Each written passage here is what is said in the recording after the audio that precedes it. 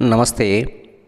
ఇక్కడ మనం తమిళనాడులోని కోయంబత్తూరులో ఉన్నటువంటి ప్రపంచంలోనే అతిపెద్ద శివుని ప్రతిమా శిల్పాన్ని ఇక్కడ చూస్తున్నాం. దీన్ని సద్గురు జగ్గి వాసుదేవ్ గారు రూపొందించారు. ఇది ఉక్కు విగ్రహం, అంటే ఉక్కుతో తయారు చేసినటువంటి అతిపెద్ద విగ్రహం. ఇది గిన్నిస్ బుక్ ఆఫ్ వరల్డ్ రికార్డ్స్లో చేరినటువంటి విగ్రహం. ఆదియోగి శివుడు లేదా శంకరుణ్ణి మొదట యోగిగా హిందువులు భావిస్తారు.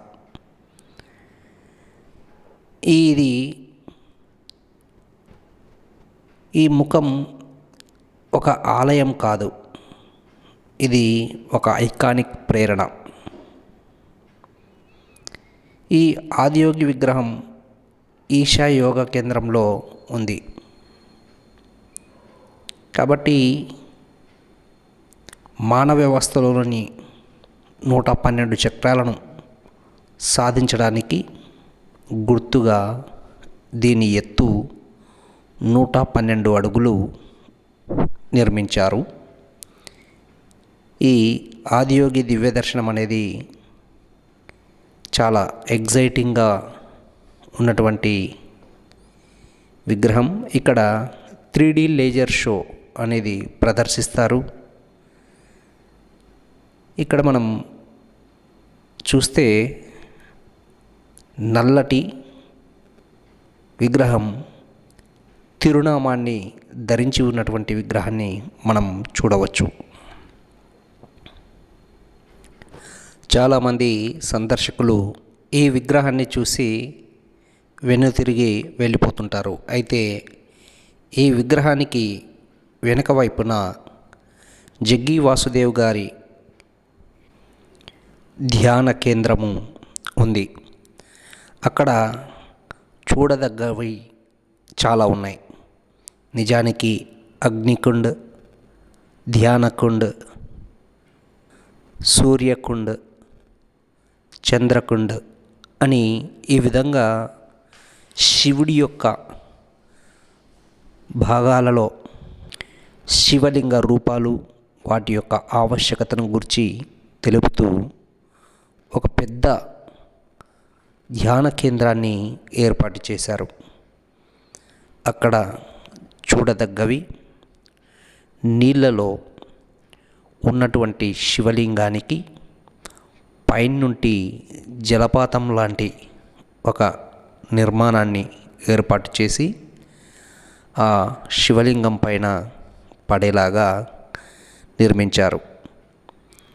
దానికి సంబంధించినటువంటి వివరాలు ఆ పక్కన మనకు ప్రదర్శింపబడుతుంటాయి. అయితే వాటిని మనం పెద్దగా పట్టించుకోరు చాలామంది.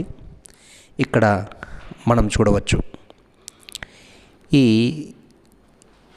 ప్రతిమకి వెనక వైపునే సుమారుగా 1 కిలోమీటర్ దూరంలో వివిధ రూపాలుగా తెలుసుకోవాల్సినటువంటి అంశాలు ఎన్నో అక్కడ ఉన్నాయి. ఆ ప్రదేశంలోకి అడుగు పెడితే ఒక తెలియని అద్వితీయమైనటువంటి ఒక కొత్త ప్రపంచంలోకి అడుగుపెట్టినట్టుగా ఉంటుంది. ఎందుకంటే ఆ ప్రదేశంలోకి అడుగుపెట్టిన వెంటనే అనేక చోట్ల ప్లీజ్ సైలెన్స్, దయచేసి నిశ్శబ్దాన్ని పాటించండి అని చెప్తూ అనేక సూచికలు, బోర్డ్స్ మనకి కనిపిస్తాయి. దాంతోపాటు అక్కడ ఉండేటటువంటి వాలంటీర్స్ అంతా కూడా మనకి చెబుతూ ఉంటారు, అంటే సూచన చేస్తుంటారు. ఎట్టి పరిస్థితుల్లో పిన్ డ్రాప్ సైలెంట్ అనే విషయం అక్కడ మనకి కనిపిస్తుంది.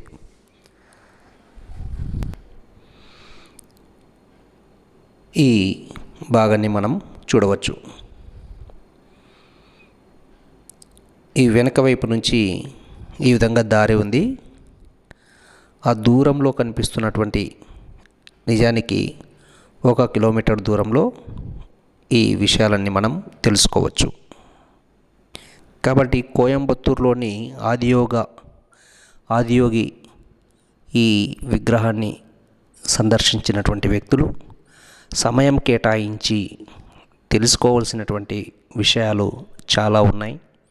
కాబట్టి సమయం కేటాయించి సుమారుగా ఒక 2 గంటలు సమయం కేటాయించి ఆ ప్రదేశంలో గడపవలసినటువంటి ఆవశ్యకత ఎంతైనా ఉంది. హిందూ ధర్మ పరిరక్షణలో, పర్యావరణ పరిరక్షణలో, నదుల సంరక్షణలో జగ్గి వాసుదేవ్ గారి యొక్క ప్రయత్నం ఎంతైనా కానీ మనం చెప్పుకోవచ్చు. ధన్యవాదాలు.